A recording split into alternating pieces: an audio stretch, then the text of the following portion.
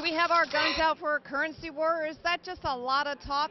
Yesterday, the G7 came out with a kind of confusing statement saying we don't support any kind of currency manipulation, but then, of course, all around them, it seems to be happening. And so I'm here with Kim Polcari from O'Neill Securities.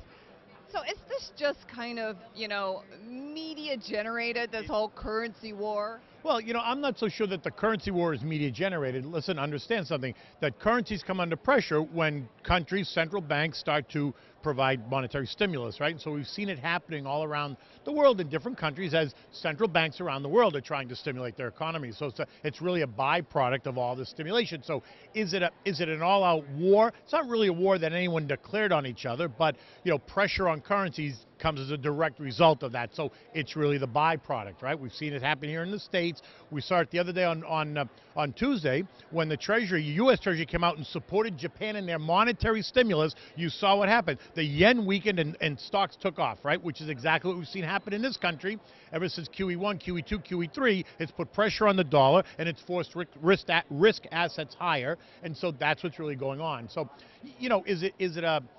should you use it as a war in the negative sense? No, but it is a result of the monetary stimulus, and so people have to understand that. And I think that's really what the G20 said.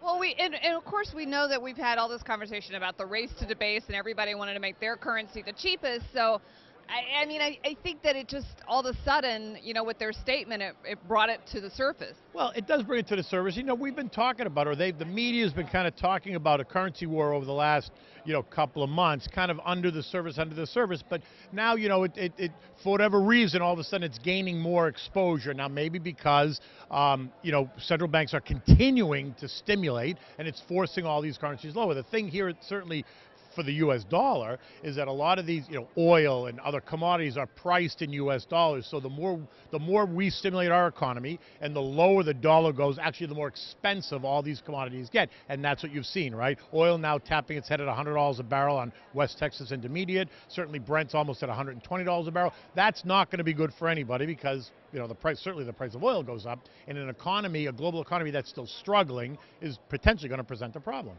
So do you prefer a strong dollar or a weak dollar? Well, listen, you would want a stronger dollar because a stronger dollar is signs of a healthy economy, right? This weaker dollar is manufactured and manipulated because of the stimulus, which then in and of itself indicates that the economy is not so strong. So, it's a double-edged sword there. What do you really want, right? So certainly you would want a stronger dollar because it would indicate that we were in a better position. And so at the moment, though, I don't think we're getting it. All right, so there you have it. We'll be watching all this currency talk and seeing what's really happening, cut through the nonsense and the noise and get to what's really going on with the currencies. That's Kim Polcari, and I'm Deborah Borchardt with The Street.